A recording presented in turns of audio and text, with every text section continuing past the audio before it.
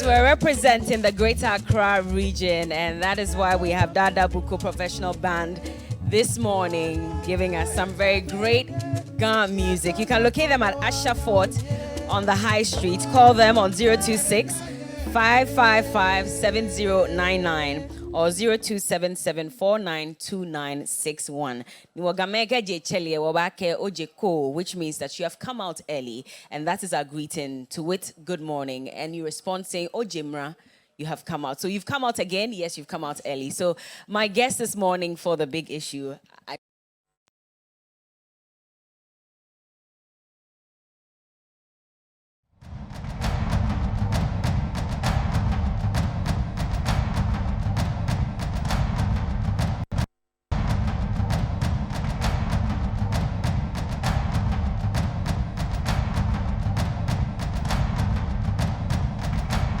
for our conversation.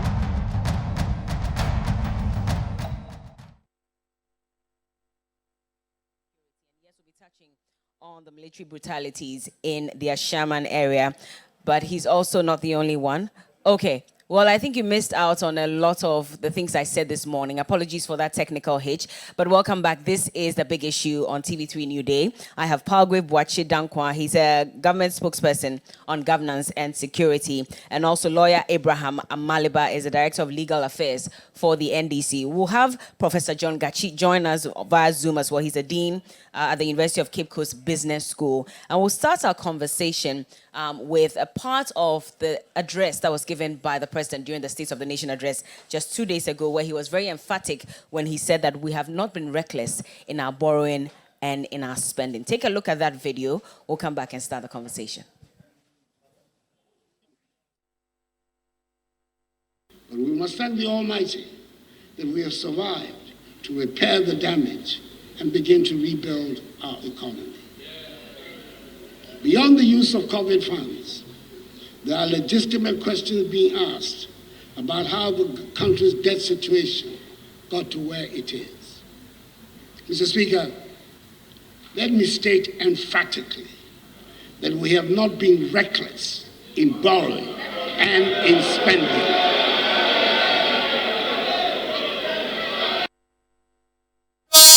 Well, very interesting statement from the president, and he caught some flack, not just from the minority MPs, but also from the business fraternity. A lot of people have constantly complained about our level of borrowing since the president took over in 2017. Now, if you look at what was left with us, of course, the amount that we had borrowed as at the time that the elections took place and the president had to take over with the NPP, it stood at 122 billion Ghana cedis, which represented 56.9% of our debt to GDP. By 2022 November, which is just a few months ago, just about 5 months ago, we're told that we had borrowed up to a tune of 575 billion Ghana cedis, which represents 93.5% of our debt to GDP. And so that is why a lot of people were asking questions that, Mr. President, if you look at the figures, how much you, got from the NDC at the time they were leaving power and how much we have borrowed, how do you then say that we have not borrowed recklessly and spent recklessly as well? Let's have this conversation. Palgrave, we'll start with this. And of course, if we have Professor John Gachi join us, we'll hear from him as well. But Palgrave, so, I mean, if you look at the figures, clearly it doesn't speak to what the president said on the floor of Parliament when he addressed the nation. What do you say? Let me send special greetings to all the Ghana community and to recognize and admit that the fight against independence really began within the region of the Ghana community. And special greetings to Professor Irene Odote. I heard Cookie mention her. She's quite an astute professor of Ghana, done a lot of research into the Ghana tradition and the history, which dates back to about 1600, which is about the 17th century. And so it's quite remarkable that TV3 would acknowledge and recognize her service and labor. She's a personal mentor to me, and nice. I hold regular conversations with her. Maybe you guys should visit her. We should. She has such a beautiful library and collection of intellectual knowledge. The president, Nana Addo Dankwa Akufo-Addo, had an opportunity to fulfill a constitutional mandate this year, which is his 7th State of the Nation address. There are a number of things that the president did speak about. I would quickly go through it and then zero in into your particular area of interest. The president recognized the particular investment of Parliament over the past 30 years and called for a bipartisan approach. Another Dankwe Kufuor also stated that the State of the Nation address was going to focus on 3 key things. In fact, and to be fair, there were about 8 thematic areas that the president sought to look at. And I'll just quickly mention that the first was agriculture, the second was education, the third was energy, the fourth was health, the fifth was infrastructure, the sixth is mining, seventh is tourism and astronomical investment within the security sector. The president also stated that it is important that we remind Ghanaians where we have come from, which is the yesterday, remind Ghanaians where we are today, and also remind Ghanaians of the future that we still have ahead of us. The president spoke about the economy, spoke about how we have stabilized the Ghanaian economy, rapid growth. It was important that the president reminded the whole world about COVID-19. And I'll tell you, Bella, all the 25 speeches President Biden has put out, there's not a single statement that is not referenced the impact of COVID-19 on global economies as well as Russia's invasion of Ukraine. The president spoke about the COVID funds and the fact that we have not mismanaged any of the COVID funds. There's evidence to prove. That's up for contention, by the way. Well, yes, but there's evidence to prove that as well. The president spoke about how well we have invested into small, medium enterprises during the BSSI. President spoke about the debt situation and also stated that we've not been reckless with our borrowing. Spoke about our infrastructural-based works that we have done in the roads, airports, sea defense, tourism. Spoke clearly about how we have invested into the anti-graft agencies, Yoko, SRAS, Special Prosecutor, one district, one factory, close to about 148 of them that are operational now. And I was particularly excited that the president had been following all the domestic debt exchange conversation and thanked all stakeholders. The president thanked the Paris Club, thanked the China Group, and the heavily investment in the police and the military and the retooling of them. Now, when the president did state that indeed we have evidence to prove, and I would like to just go through all of that. I have the data here of the borrowings that we have done and what it has been used for from 2017. And so all the borrowings that we have done, we have used them to finance the development of the Kumasi International Airport, development of the University of Environment and Sustainable Development, additional financing of sustainable rural and water sanitation projects, some macroeconomic stability and competitiveness. We had some concessionary notes from Africa Development Bank that we used to do public financing management and private sector competitiveness, a number of it for livelihood improvement projects. We purchased some machines for people that work within the public service. Are going to 2018. Loans that we purchased and what was used for rehabilitated selected hospitals in Mampong, Etibie, Ebri, within the Eastern region, Bekwai Hospital rehabilitation, upgrading of polytechnics and vocational schools, interchange. I mean, if you're going to list all these things, it will take forever. Well, these are the evidences that But the question then is, if the president had told us when he was campaigning that we're looking at Ghana beyond aid, and this same president, and of course, when the NPP was in opposition, they castigated the NDC for borrowing so much, only to come into power, and we're seeing that they've even borrowed more than what the NDC even borrowed at the time they were in power. And that is where the question is, that if you now say that we're going to look at Ghana beyond aid, we're going to focus more on production and see if we can also take care of ourselves. How do you turn around and borrow so much? And now we're saying that there's evidence to this borrowing. That's the question. The other side is that for every amounts that we have borrowed from the international market, we're told that there's some amount that goes to the finance minister's company. That has also come up for contention. Are these not good enough reasons why Ghanaians are saying that you have borrowed a bit too much? In fact, you have been reckless with it, and that is why we find ourselves where we are today? Excellent intellectual question, and I'd like to respond in this manner. You know, Bella, if you look at every country around the world, there's not a single country that is independent of each other. Every single country depends on every other person because of the global community within which we find ourselves, which is why it is important that in our borrowing, we are extremely accountable to the Ghanaian people. Now, all of the borrowings that we have done, I have evidence to prove of the infrastructural works that we have used that to do. You did throw in the finance minister's company, and I state all transactions that have been done. There are close to about 8 transaction advisors. There's Ghana Commercial Bank, there's Standard Chartered Bank, Stanbic Bank, there's Fidelity Bank, there's IC Securities, there is JP Morgan in New York, and then there's Data Bank. There are all these transaction advisors. And to be fair, I mean, Data Bank had been transaction advisors even in the then NDC government. But there's conflict of interest in this case. Well, could Data Bank have sat out of this? Shraj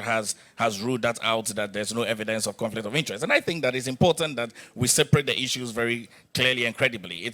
We cannot rule out, really, the investments of Ghanaian companies who have the credibility and the resources and the know-how and the technical ability to be able to offer advice and suggestions for the Ghanaian people. And I named all of these transaction advisors. And I think that the over-excessiveness and focus on Data Bank throws away the conversation out of order. There's Fidelity Bank, Ghana Commercial Bank, there's Standard Chartered Bank, there's Stanbic Bank. But there's an affiliation with the finance minister and Data Bank. The finance minister the law clearly states the finance minister retired from Data Bank before he came into public office to come to serve. Okay, he retired from it? Yes, he but at the same time, does he not? He resigned, Bank. But does he not also benefit indirectly from it?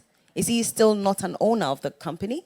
He is not the owner of Data Bank. He has shares in Data Bank, which is, you will know that there are many partners. They are partners within Data Bank. This morning's conversation really is about the State of the Nation address that the President Nana Danko Akufo-Addo has delivered. This morning's conversation is about accounting to the Ghanaian people of what we have used, the funds that we have received from. If you may, I can go back to my data to just update the Ghanaian people. We won't have time for that, probably, okay, sure. unfortunately. Then we'll make the data available. It's available for the Ghanaian people to know that we have used their monies credibly. When they go out there, they will see Obechebi Lamte interchange going on. They will see drainage, construction going on. All these are financings that we have received, that we have made sure that we are putting it to credible use for the Ghanaian people. And it's important that as we do all of these, we let the Ghanaian people appreciate that we are a government that is accountable, we are a government that is loyal, we are a government that has not been reckless. And I can even go to the recent one, which is 2021, for us to be able to know what we have used, a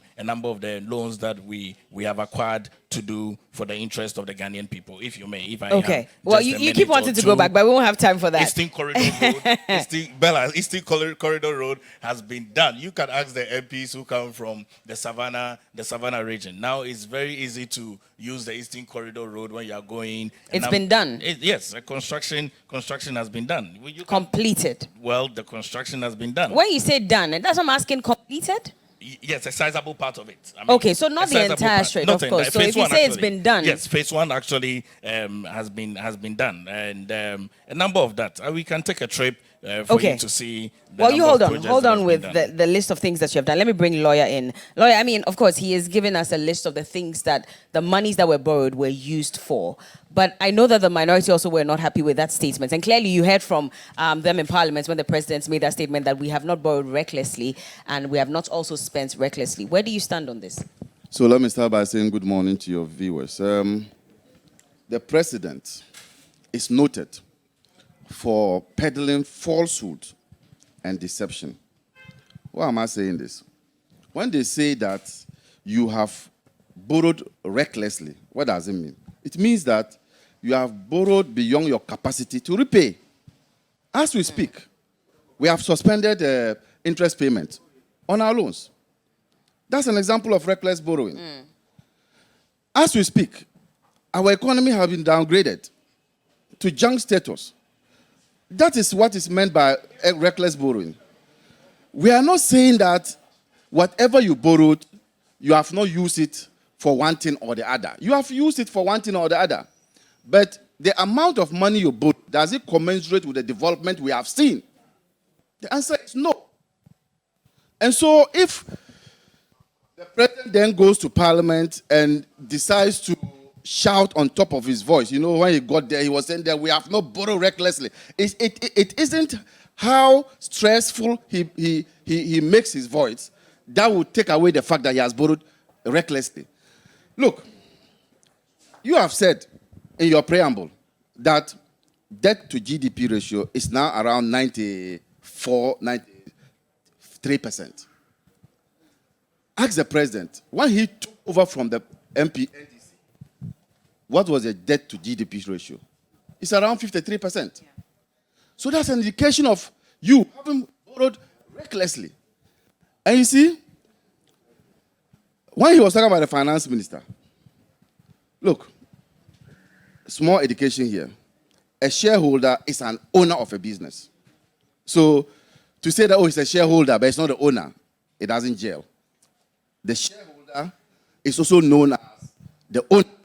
And so clearly you are right by saying that, look, Kenneth Porata still has interest in Data Bank, and whatever commissions he receives from borrowing, he benefits from it. It's right. And I don't want Pelvis to sit here and say that, oh, because he was already a transaction advisor under the NDC, he could continue to be the transaction advisor now. At the time that he was a transaction advisor, under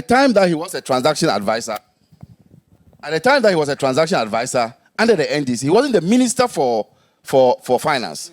And he didn't take part in deciding who he should contract to engage in the work of a transaction advisor. Now you have a finance minister who sits at the finance ministry and then grants contracts to his own company. And you say there is no conflict of interest, and you say that is good governance practice. These are people who have said that they have gone to the higher school and that they have gone to the Harvards. But simple good governance principles will tell them that you don't sit in an office and then you arrogate the power to give contracts to your own company. That is conflict of interest. But he that clearly stated that there are also also other financial institutions that are serving as transaction advisors, and it's not just Data Bank. And so we are saying that in this particular case of Data Bank, you have a finance minister sitting in the air-conditioned room of the finance ministry, allotting contracts to his company. He turns around to benefit from it. This same finance minister, we are told, doesn't take salary, isn't it? Yeah.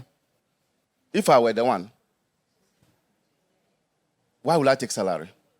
Because the monies he gets from these commissions after contracting loans is 5 times higher than his salary. So why would I take salary? So, look, the issue is, have we borrowed to the extent that we cannot repay our debts? The answer is yes. Do we have development that is commensurate with the borrowing? The answer is no. The answer is simply no. Every regional hospital you have in this country is built by the NDC. Fact. I can give you 1 second to rebut that. So, if you have a government that has borrowed so much, but you cannot show that these monies have been used in this way and it commensurates with the borrowing, there's a problem. And I think that the president should bow his head down in shame. He's beginning to be coming across as somebody who peddles falsehoods and deception. This is the same president who told the whole world, not only Ghanaians, the whole world, that there shall not be haircuts. Only for us to see our grandmothers and grandfathers lining up in the finance ministry, crying that they shouldn't take their money away. This president cannot be trusted. And that's why I'm saying that the SONA was, for me, a complete waste of time because it didn't reflect the real existence of the Ghanaian in this country. Are you not being too harsh if you say a complete waste of time, lawyer? It's a complete waste of time. But the president had to come and update us. I mean, constitutionally, he's mandated. Yes, but you come and do the needful. You come across as an honest person. You come across as somebody who is really giving out what is the state of the nation's economy.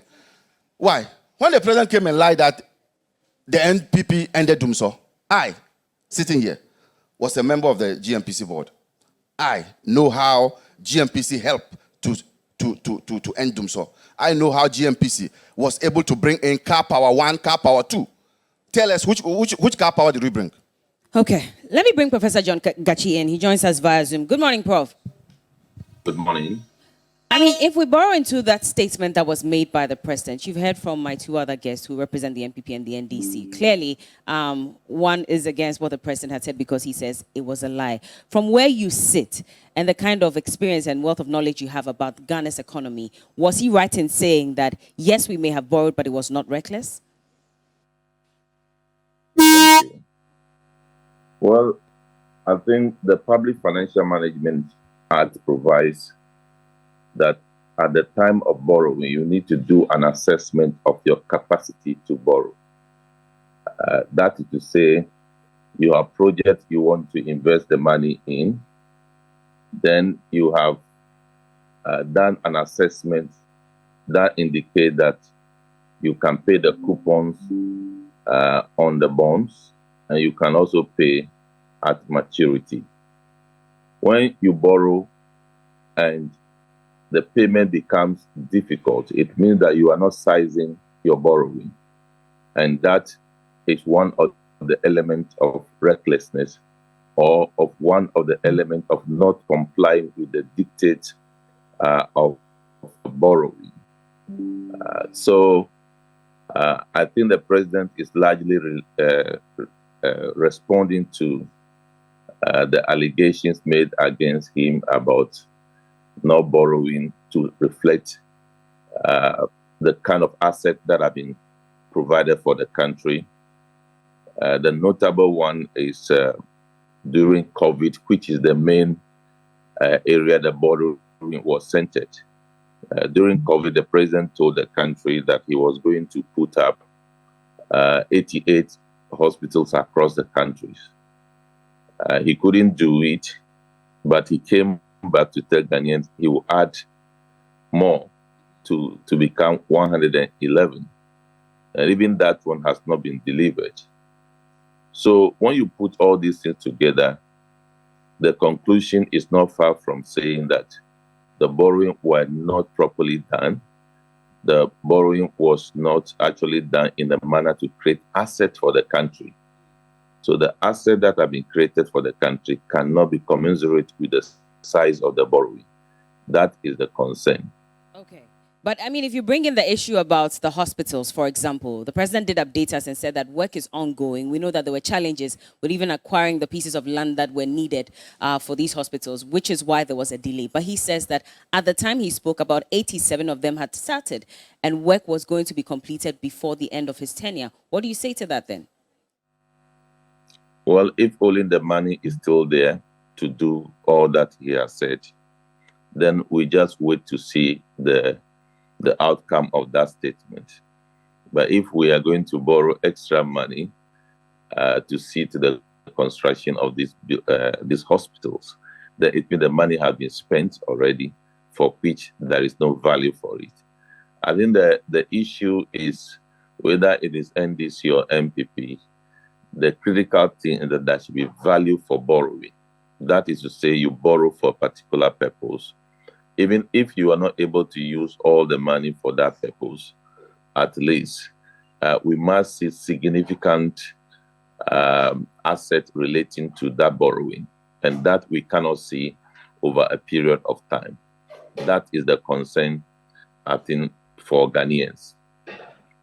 Would you say this is an arrogant posturing of the president and, of course, his communicators in not admitting to the fact that we are where we are because of largely how much we have borrowed? And, you know, the fact that when you look at the percentage of our debt to GDP, it is so high. And yet we don't have any of them admitting that that is a real issue. In fact, what they say all the time is that it's because of COVID, it's because of Russia-Ukraine war. What do you say to that posturing that has been taken by the president and, of course, the communicators? Well, that is a leadership style. There are some leaders who own up to whatever has happened, even those that did not happen at that time, and promise to resolve the problem. But there are some who will be apportioning where the problem is coming from, and they will not own anything. And for them, perhaps they are angelic. They don't make any mistake. They don't commit any wrong.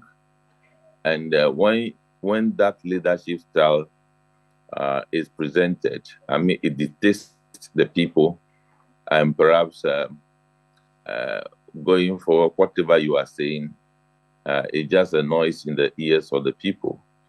So I think we need to balance it. For example, when you come to COVID and Russia-Ukraine war, I think the fact has been established long ago that our financial situation was precarious, and then the COVID and Russia-Ukraine war exacerbated the situation. And that would have been very much received by Ghanaians. But when you focus on only COVID and Russia-Ukraine war being the causative factors, that become very difficult to believe. We know that in 2018, we established, or we put in place, the Public Financial Management Act. And this act sought to indicate that we are going to peg our deficit to 5% of GDP. But at the end of 2019, our deficit was 7.5%, which means that we have gone beyond the threshold by about 2.5%.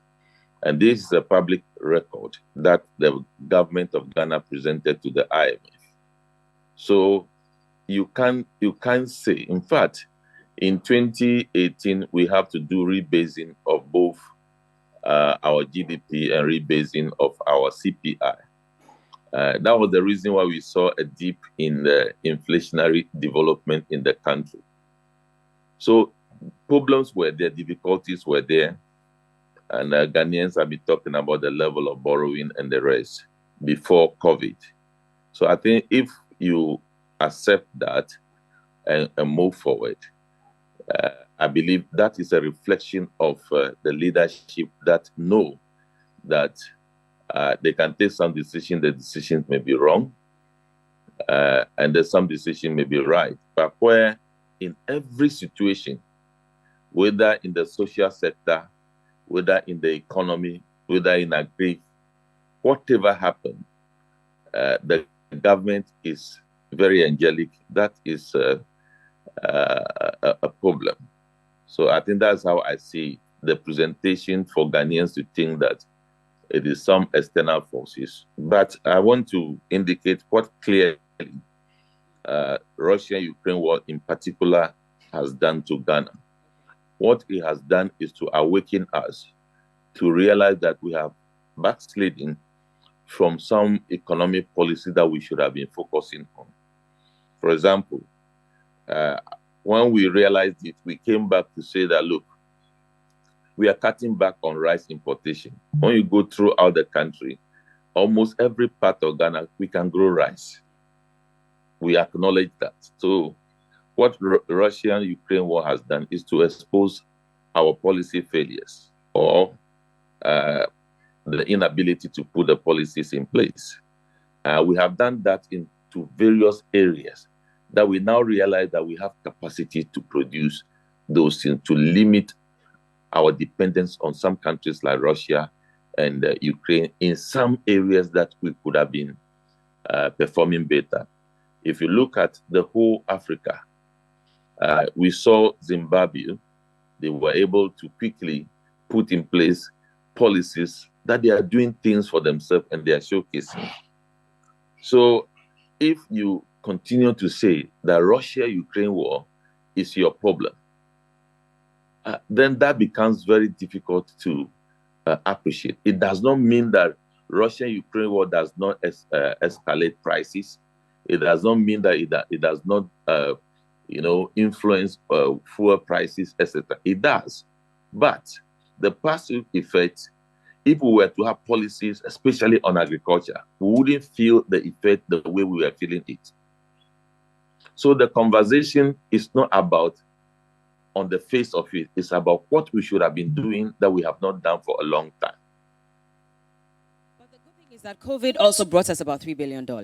And one would think naturally that with that amount of money, which is what we're going back to the IMF for, we could have turned the economy around one way or the other. But here we are again. We have an Auditor General's report. We have the president saying that even though there's a report like that, he can also state categorically that there was no untoward dealings with regards to how COVID-19 expenditure was also expended. I mean, put that in perspective for us, because we could have had that money, or we have that money, and we could have turned the economy around. We didn't see that happening. What guarantee do we have then that IMF coming in with another $3 billion could really make much of a difference? I think there are two issues to talk about here. I believe you are aware that the IMF program actually, we rushed to exit the program because there is a conduit through which you can exit a sort of voluntarily, even if you have not met the benchmark. That is what we did. But if you look at COVID in particular, COVID devastated production. COVID has effect on the economy. There's no two ways about that. But if you look at the inflows attached to COVID, is so much to do so great a thing for this country. But I am not in the mind of the policymakers and the managers of the economy, but that is by my observation. Perhaps we thought that COVID would not last. So we took advantage of COVID and borrowed here and there. And most of the items we were using were actually donated to the country. So we know all that fact.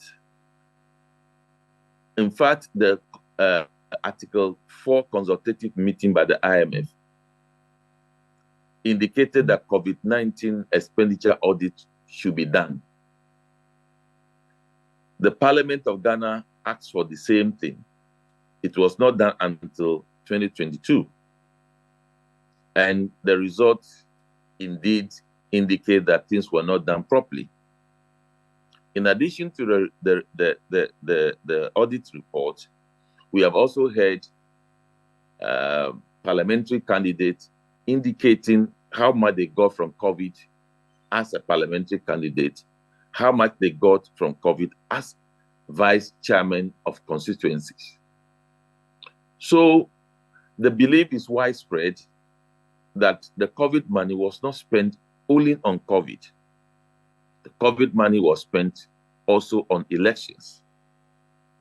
So if we borrow so much, part on election and parts on COVID, we cannot blame COVID. So because the COVID money was enough to do a lot for us. Now, the moment an audit is conducted, you listen to the auditor and you don't listen to the government, because what the auditor has done is to help the president to see whether the people who are to be doing the real expenditure have done it according to law. It's not the president who has done all the expenditures. So one find it very strange that for the first time in the history of the country, the Attorney General was concerned about COVID-19 audit report. Then the president was also concerned about the COVID-19 audit report, to the extent that he's trying to indicate that nothing untoward was done, when the report clearly showed that things were not done properly. That tells you that there is something that the president doesn't want the people to know. But the people have already associated themselves with the report. And I'm not sure whatever the president said, 2 days ago in Parliament, will erase that from the minds of people. I'm not sure about that. But clearly, COVID-19 expenditure was not spent the way we ought to spend our money. And we cannot blame COVID alone for our economic development. Things are so bad. We need to work assiduously to bring things back to normal. We need to work very hard to focus on production. We are now focusing so much of meeting a certain financial obligation by increasing VAT to 2.5. That is a lot for the economy. We have removed benchmark value from the port. That will have effect on the taxes people pay. We are not satisfied with that. We are calling for about 20% increase in excise duty on water. All those things will have effect on the economy. All right. But we must also, at the same time, focus very clearly on our production. Okay. Those things that we put in the budget to restore the economy that I spoke about earlier on, to target some items for production and the rest. All right. I don't know if only some other people know about how that is being done.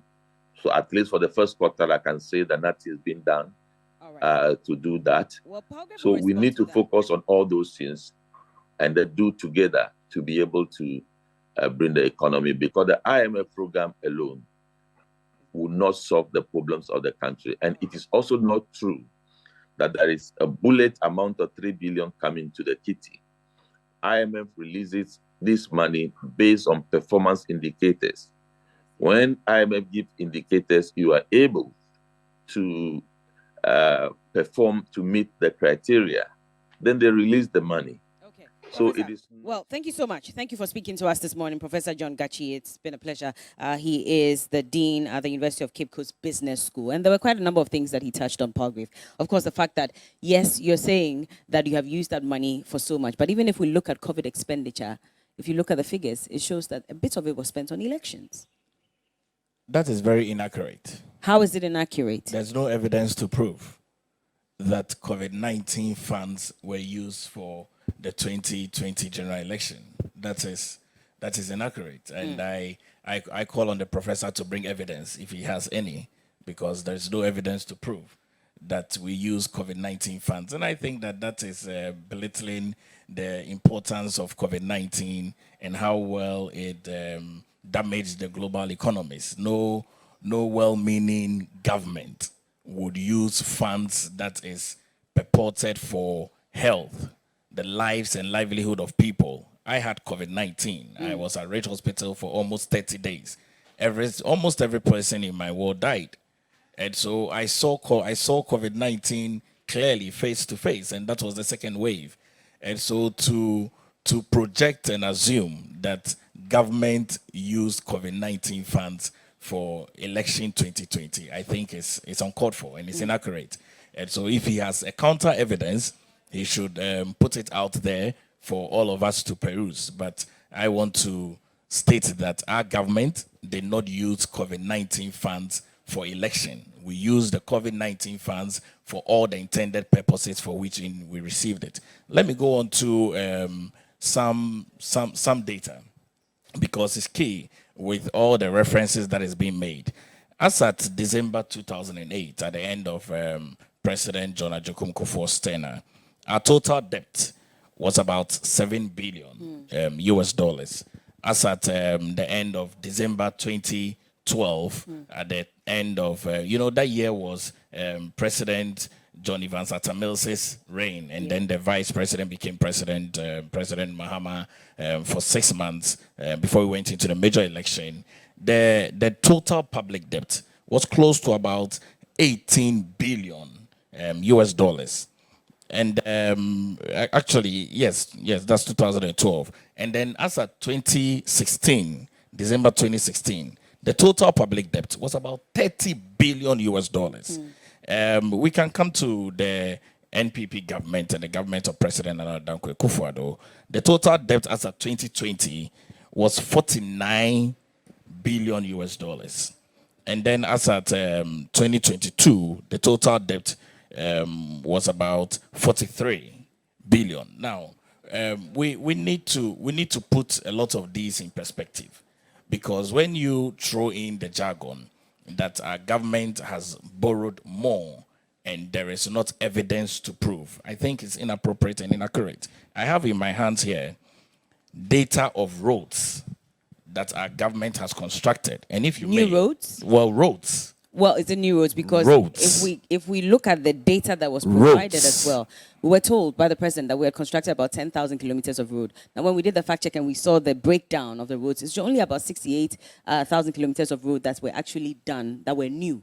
The rest were all reconstruction of some roads, filling of potholes here and there. No, but- and so that is why a lot of people are asking that, how do you put out such a statement, a blanket statement, making it look as if you've contracted new roads of about 10,000 kilometers when it doesn't really match what is on the ground? Bella, you would admit that since 1957, every single government is a continuum. You would admit that.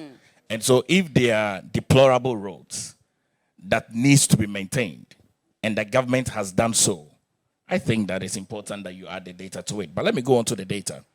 The data that I have here on roads, then I'll go into the bridges that we have done, which confirms what the president Nana Akufo-Addo stated, that from 2000, and this is 6 years, because this is our 7th year, from 2017 to 2022, the Ghana Highway Authority, the length of roads we have done is 1,505.72 kilometer length. Compared to the then NDC from 2009 to 2016 is 581. Feeder roads, 2017 to 2022 is 7,112.17 kilometer length of road. Compared to the NDC, it's 1,613. Urban roads, the roads that we have done is 3,357.08.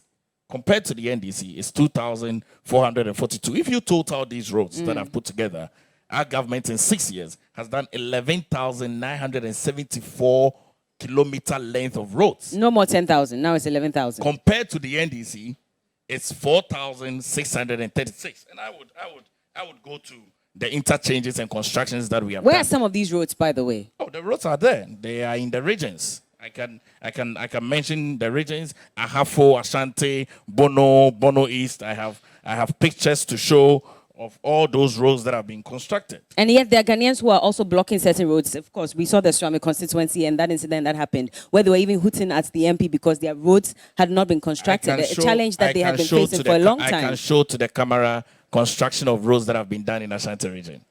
I can show to the camera, the roads. And so if you may, I can show there are evidences of all these roads. This is the upgrading of the Asankare Krofa Dransa Road.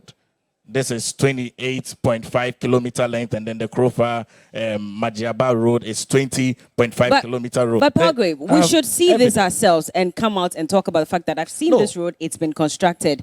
Not that you have to bring a book with pictures to show us that I've done this work, I've done that work. Ghanaians should be the ones singing that song for you. Ghanaian people have seen these roads. You can travel on the roads. The Ghanaian people have seen these roads. And it's important that as an accountable government, we account to the Ghanaian people what we have done. That's what it is. So government meets with the people that we have an opportunity to govern, to show them evidence. And they have seen these roads. When they play on the roads, they're excited about the leadership of President Nana Akufo-Addo for putting these infrastructure works in place. I don't want to lose my thoughts on the interchanges because that was where I was going to bring evidence. So you wanted evidence. I would come to that very soon. Now, in terms of interchanges that we have done, Obechebi Lamte interchange phase 1 has been completed.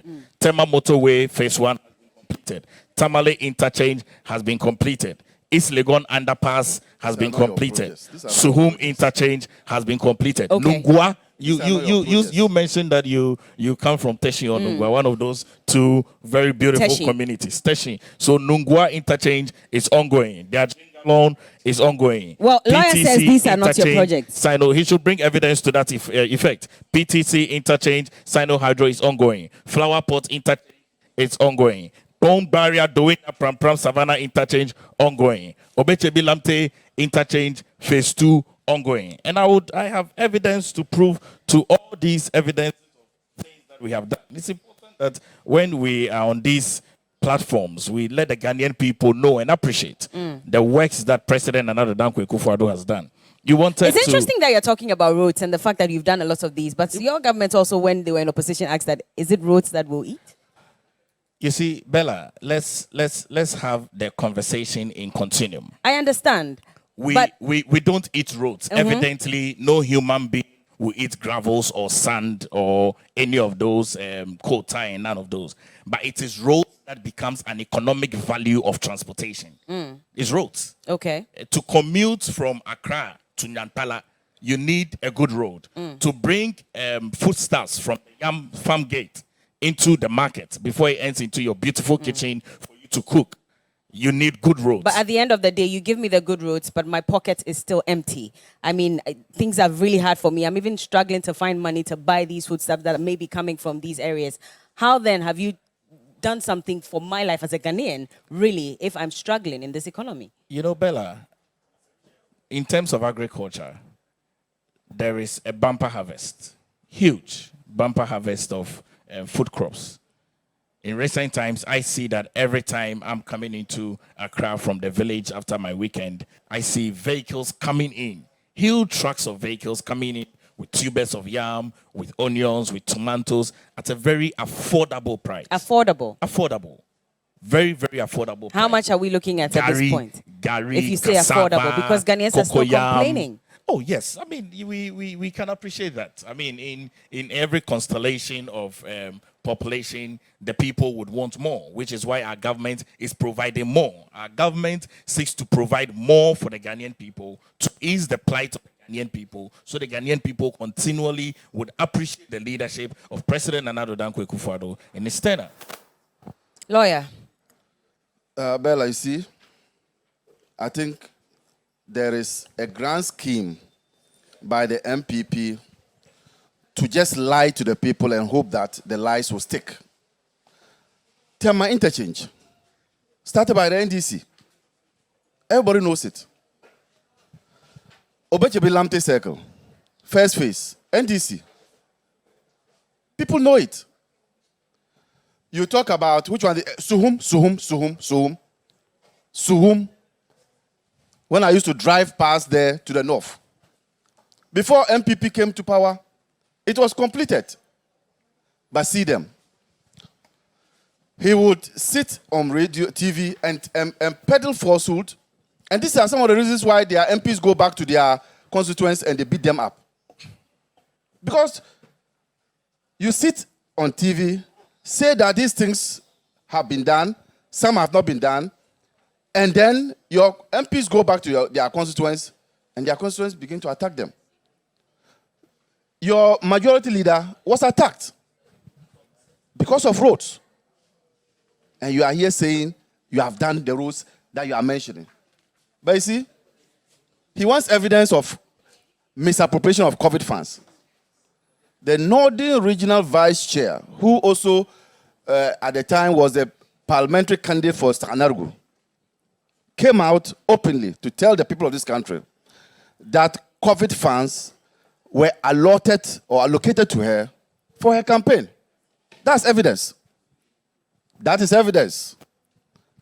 And so, if people are saying that you use the COVID funds to, as it were, buy votes during the last elections, these are the examples. Lawyer, but that's her word against the party. I mean, if you say that's evidence, that's just something that she has said. Is there anything beyond what she said to prove that in actual fact that money was given at the time when she said it was given? So, have you heard the proverb that if the fish comes out of water and say that the crocodile has one eye, you have to believe? This lady was not forced to speak. The lady, it's not as if she was in a bad relationship with the MPP for you to say that maybe she's bad-mouthing the MPP. This lady was pouring her frustrations at the way funds were used, and even included that when COVID funds came to her, she relinquished all the COVID funds to the party executives. Look at the context in which she was speaking. So there's ample evidence to show that COVID funds were misappropriated. You see, if you have a president who claims that he has retooled anti-corruption institutions to fight corruption, because that's always their mantra. Oh, we have increased the budget of anti-graft institutions.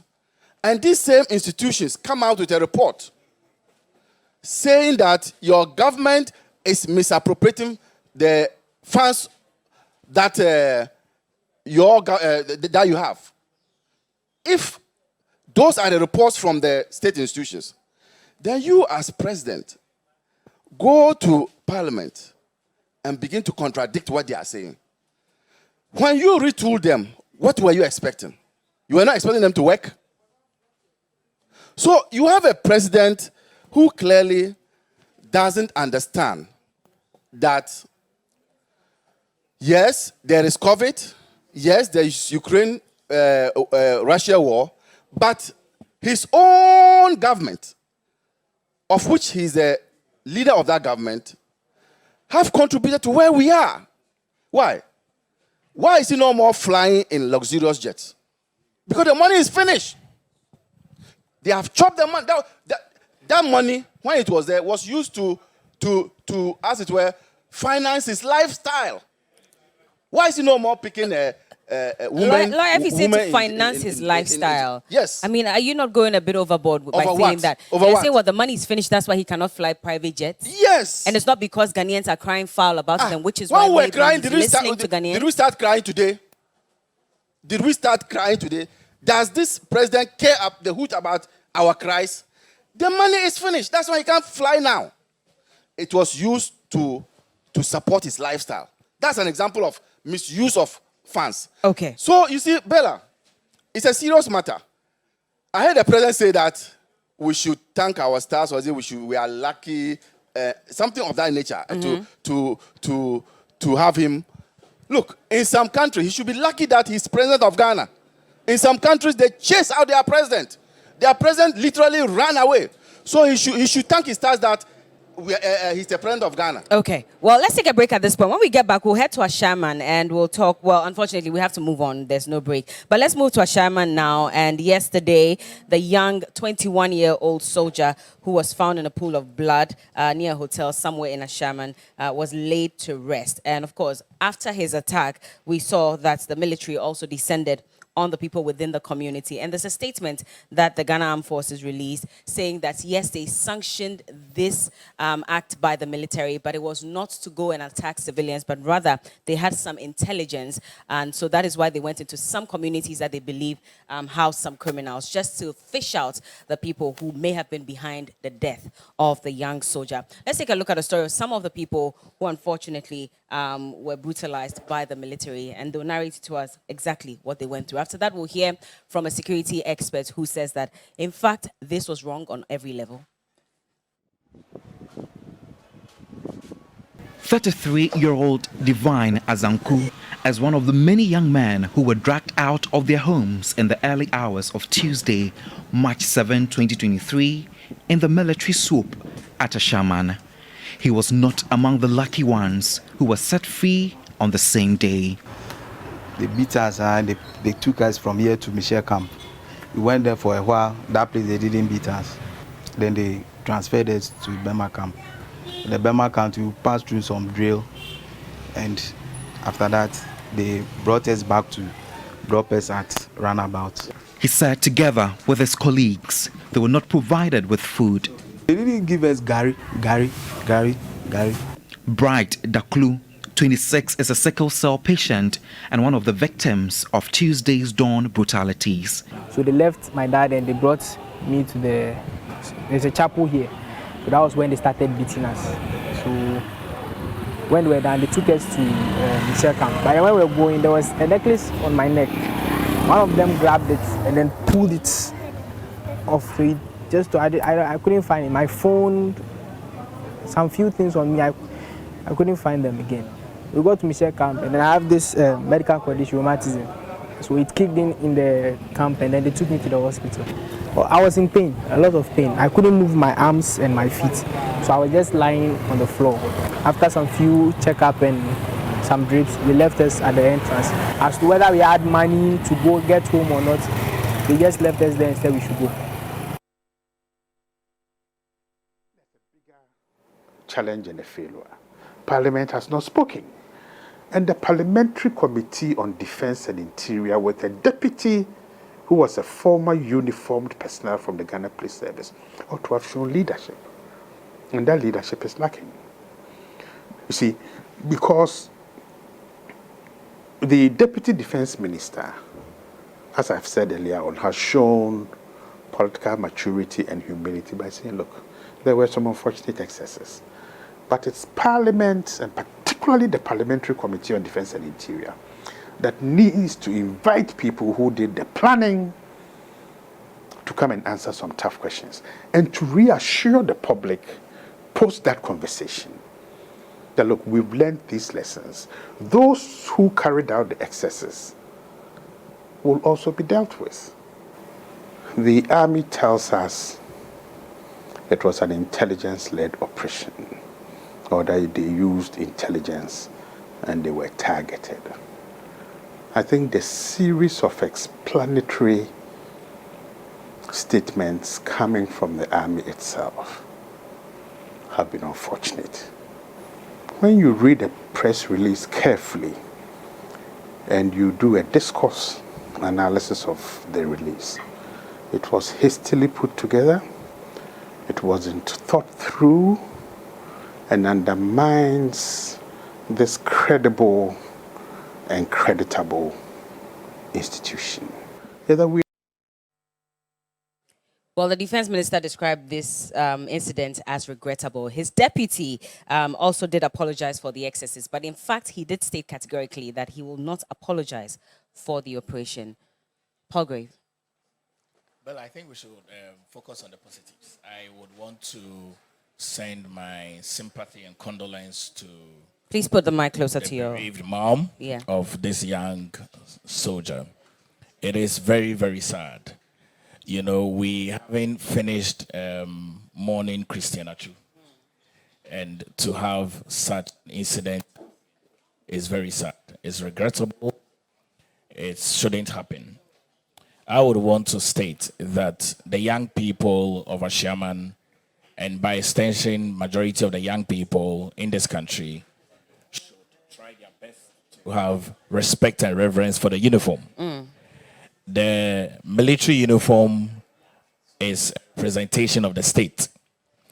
And so the reason why people would pay respect to your uniform, either military, either the police, either Ghana Fire Service, the immigration, any of the security services, you would realize that it's because you represent the state. And a continual civilian attack on security personnel must be called out and must be stopped. We recall when Major Mohammed's incident happened. Very, very, very sad situation. And he left two young children, at least, or he left young children and a wife, which is very, very sad. So we should condemn civilian attack on the military, and also ask that the military continually uphold the highest level of professionalism. Indeed, there were excesses, as the Minister of Defense has stated, and then even the chair of the Defense Committee has stated in Parliament that those excesses are regrettable. I'm very certain that within the military fraternity, there would be some high-level investigations, and persons that went overboard on the instructions that were given would be attended to. They went overboard. That's what you think happened? Well, I think that they were But first of all, the military does not even have the law enforcement powers. And so they've come under condemnation for what happened in Ashaiman as well. Because a lot of people are asking that, under what authority were they deployed to actually look for these perpetrators, when that should be the job of the Ghana Police Service? You know, you realize that in intelligence, there's a lot of intelligence that is shared, which majority of those intelligence that is shared might not be in the public domain. And so if you say that people have condemned, who are the people? Well, a lot of security analysts have condemned as well. The Ghana police, lawyers are also speaking on this matter and saying that if you look at the Constitution, it does not back the act of the military. I agree, but the security fraternity share high-level intelligence. With the level of murder and brutality that happened in Ashaiman. I mean, Bella, you should imagine the level, how someone can take a knife and stab someone to death in a pool of blood for whatever reason that it is. Bella, it's not that easy. I understand, and my Level, condolences to the the level, family. yes, the but we level. have And so- 184 of them who were rounded up. We're told some of them were taken to different bases. About 150 of them have been released. 34 still, in custody. But the question is, for all these people, there could have been innocent ones, civilians who were also brutalized as a result of something they knew nothing about. Agreed, Bella. I don't rule that out. I don't rule that out. It's a scenario of being in an environment of someone holding an Indian hemp or a wee, and then all of you have been shook together, which is why those that are not part have been released. But it's important that for me, we must condemn the people of Ashaiman for what they did to the young man. It is not right for you to take the life of an individual. It's very painful. Yeah, the mom said that's almost the only son, and he's gone forever and gone and not to return again. And so we must condemn that. I mean, I don't think that if we find ourselves in the situation where someone will use a knife to kill an individual, that's brutality. But I know that within the security services, there's high level of intelligence that is shared. And all those intelligences that are shared, we always decide who is the right person to respond to those As a security intelligences. agency, Yes, you decide. within the fraternity of the security Even apparatus. if that goes against the Constitution in terms of your mandate? Not at all. But you read the statement that came from the Ghana Armed Forces. Yes. It stated that they were sent there to ensure that they bring out some people that were purported to. But that's what I'm have been saying. involved That in is the it. job of the Ghana Police Service. That is not the job of the military. To go and fish out perpetrators. It doesn't fall under their mandate in any way. And so that's why a lot of questions are being asked. If, for example, the police had taken the lead and they had requested for some support from the military, that, like we've seen in the past, then maybe to some extent, this would have been a bit more understandable. But how is it that the Ghana Police Service did not conduct this swoop? It was rather the military that took the lead and conducted the swoop. And we saw the kind of brutalization that we witnessed in some of these videos. Which is why I'm stating that security determination and responses to issues varies. Security determination varies. It varies on the level of situation. And I can understand the constitutionality of that. We have condemned all of those other issues. But security responses varies depending on what is at stake. Lawyer Maliba, we saw what happened in Nigeria. We saw what happened in Wa as well when some soldiers stormed some city, some town in Wa, and they brutalized some people over what we were told was because of a missing phone. We've seen how the military, every time they've come into contact, or in most times when they've come into contact with a civilian, it hasn't really gone down too well. And there's been a lot of condemnation regarding how they even manage civilians. And so there have been calls for them to stay away from even everything regarding civilians so that the Ghana Police Service will do the work. In this case, we didn't even see the Ghana Police Service there at all. It was the military. If you listen to the excuse or the explanation that Paul Griff is given, is that tangible? These brutalities on civilians is becoming one too many. You didn't add Techiman South constituency, where we saw in videos the military aiming at innocent Ghanaians, killing 2 of them. And so, you see, anybody who decides to defend the actions of the military is not doing the military any good. I'm told this morning, I heard over the air that they actually apologized by when they met the Parliamentary Select Committee on Defense. But you see, in a democracy, the events of Ashaiman are an aberration to the democratic principles that we all practice. So it is wrong for citizens to kill in the manner they did kill the soldier. It's wrong. It is also wrong for the military to swoop onto the community and brutalize people who were nowhere near the commission of that crime. So the 2 events are an aberration to our democratic principles. That is how you tackle the thing. If the military is saying that they had intelligence and what they did was in furtherance of the intelligence. Then I said they have no intelligence. No intelligence would say that go into a community and start arresting people indiscriminately, beating them without recourse to any evidence that they were part of the action or the killing. No evidence. No, if one call the security men, no security intelligence will say that when you go in there, arrest everybody, including those who might have traveled back into the town that night and did not see what happened. For me, the reasons why we have always said that the military should stay out of having contact with the civilian population is that per their mode of training, they are not being trained to, as it were, be careful in certain ways when they are face to face with the military.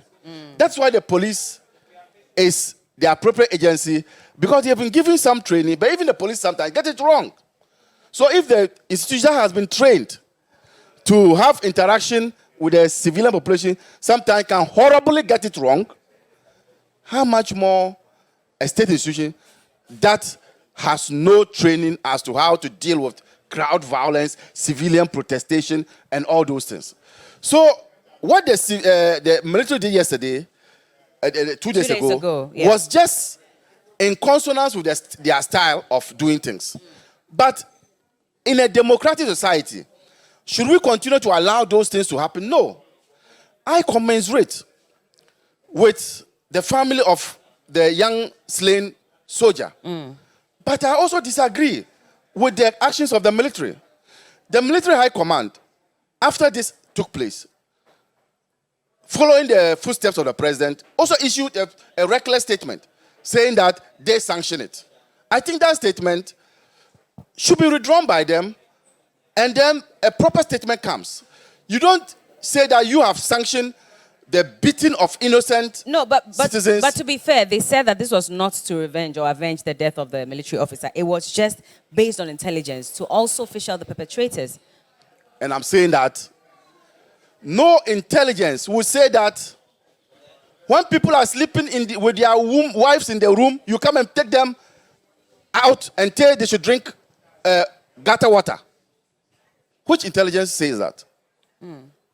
So they have no right to exact punishment on innocent Ghanaians. They have no right to do what they did. And I think that the military high command, but my biggest pain was when the president, who had a nice opportunity at SONA, refused to comment on it. What were you expecting him to say? To condemn the act, and then also to admonish citizens from engaging in violent conduct. That's what the president does. At a point in time, as a president, you are like the father of the nation. So when the president failed to do that, I said that, this is a president who doesn't care about the Ghanaian citizens. If this thing had happened outside Ghana, the president will be the first. There are a plethora of examples to show how the president is always quick to condemn actions done in other countries.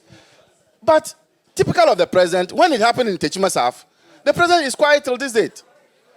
The president has never, ever condemned actions by his own people, his own troops.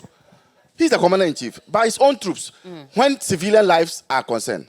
This president simply does not care for the lives of the people of this country. And I think that is becoming worrying. This president doesn't behave like a president of Ghana, and he tends to behave like a president who doesn't care about the people of this country. We spoke to Dr. Nyao Tamaklo, and he condemned, of course, the killing of the soldier and also the acts of the military. But he's saying that the soldiers who actually went on the ground to perpetrate the act as well should not be punished. In actual fact, the defense minister should have his head rolling at this point for what happened. Oh, yes. In some serious democracies, not the one we are practicing today, in some serious democracies, people would have resigned by themselves. In fact, in some serious democracies, when a bus collides and people die, the Minister of Transport himself will raise up his hand and say, I'm leaving. You get the point. the Minister of Transport himself will raise up his hand and say, I'm resigning. If a building collapses and then there are distraction, the Western Housing Minister will do that. In our part of the country, no. Listen to what the Defense Minister was saying yesterday. He was not even helping the matters. You see? So, and would the president either do it? Would the president either fire? This is not a president who does that. So I agree with the security expert who says that, that in some serious democracies, not like banana democracy that we are practicing, in some serious democracies, heads would have ruled to show that what is happening is not acceptable. But in this country, anything goes. You see, the military have become emboldened to continue doing this because no sanction, nobody is being sanctioned. The commanders who wrote the letter should have been the first to be fired. Nobody's going to fire them. And so another one will come. No, but citizens as well, why have they also become emboldened? We have to go shortly, but just to answer this, why have they also become emboldened to attack men in uniform?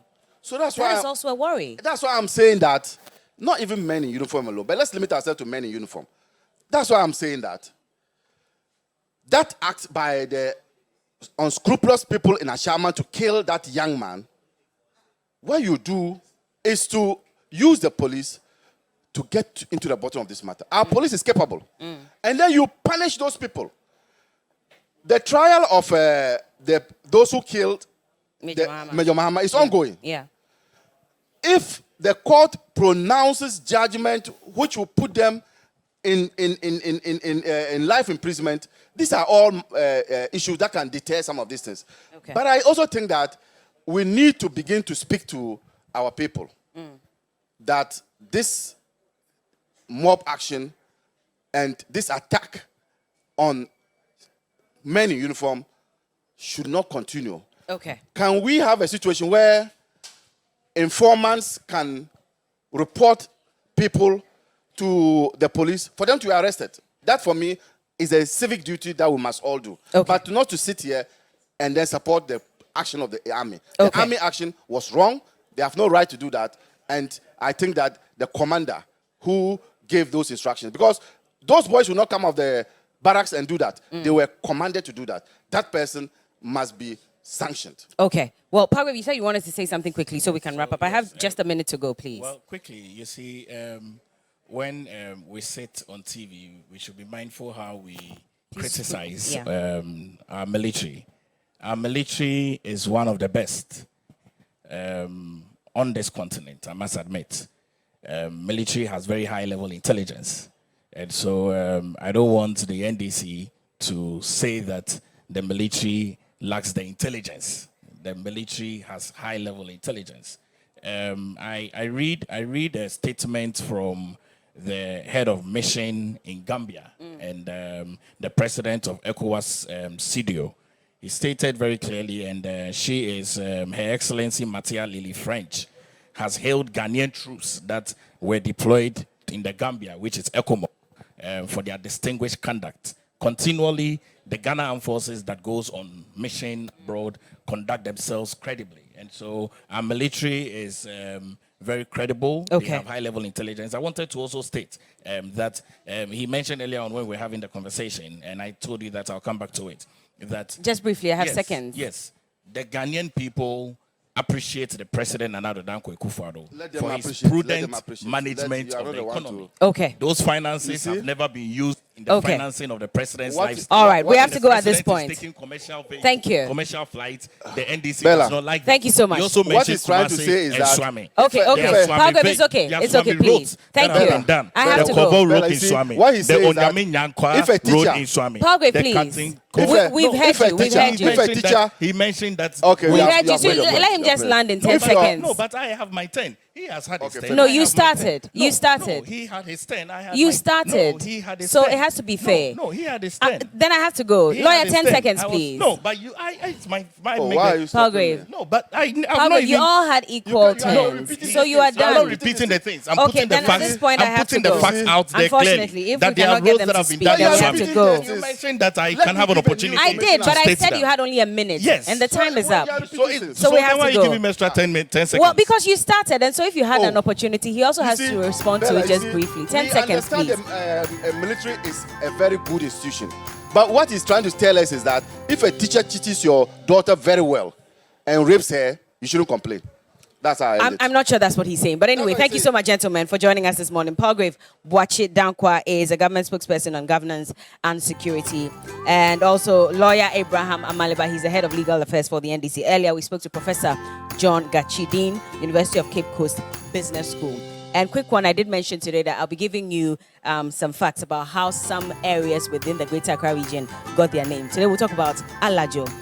Now, the Ga, some of the Gans actually resettled in Alajo. At that time, it was not called Alajo. But every night, they'll set a fire, sing and dance around it while they wait for their king. And in Ga, when you sing as a group, we say Allah. When you dance, it means Joe. And so every time they would say Allah ni ajo, and eventually it became Alajo. So that's also another fact about one community within the Greater Accra region. Before the end of the show, I'll give you a lot more about Mamprobi and how it got its name as well, Nungwa as well. So keep watching. Thank you so much, gentlemen, for joining us this morning. We're going back to our dance group this morning, who will, of course, be giving us some music. And let me just get their name quickly before we go. And so they called Dada Buko Professional Band. And so after the break, they'll introduce us with some music and we'll continue with the rest of the show. Keep watching.